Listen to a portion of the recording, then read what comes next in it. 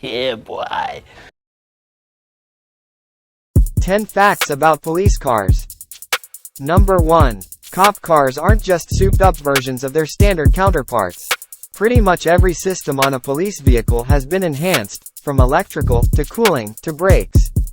All the extra equipment packed into one of these cars adds a ton of weight, so the brakes and suspension need to be upgraded to handle it.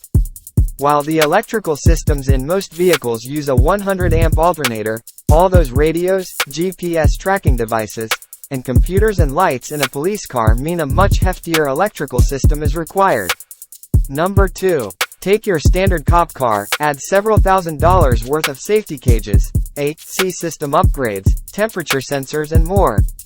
Because officers tend to leave their K9 companions in the vehicle when they aren't needed for police work, the air conditioning must be kept running. Plus, in the event of an accident, there needs to be a way to keep the dog safe. Recently there have been several instances of K9s dying of heat stroke because they were left in unattended police cars, and there have been some great advances in temperature sensing systems as a result. The problem is that many police agencies can't afford to equip their entire fleet. Check out Project Paws Alive to donate to the cause. Number 3. Why was Ford's Crown Vic such a popular choice for police cruisers for so long? Well, they're super easy to maintain, the rear-wheel drive is perfect for performing tactical maneuvers, and the V8 engines were powerful enough to accommodate policing needs. The Crown Victoria was discontinued in 2011, and has since been replaced by the rebranded Ford Taurus Police Interceptor. Number 5. Sometimes law enforcement utilizes the anonymity of the unmarked car. Since it's pretty unlikely that you'd ever be pulled over by one of these vehicles, if you find yourself in that situation, there's a few tricks to figuring out if it's legit, or some creep trying to murder you. In most states, you do have to pull over for any vehicle with flashing lights, but you also have the right to dial 911 and request confirmation that the vehicle behind you is, in fact, a police officer. You can also look at some physical aspects of the vehicle. Municipal license plates, government vehicles have different plate number configurations.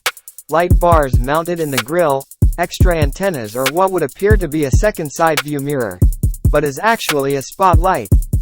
Number 6. Most police cars are not bulletproof. The added weight of bulletproofing an entire vehicle would be extremely prohibitive, especially considering the already heavy load in a cruiser. Bullet-resistant glass is also a no-go, as it tends to be way too thick to be practical in a vehicle.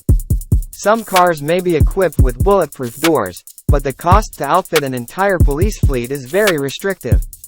Number 7. Even if the cop is sitting on the side of the road filling out some paperwork, or sipping some coffee, or chatting on the phone, his patrol car is still on high alert and you can bet it's reading your license plate.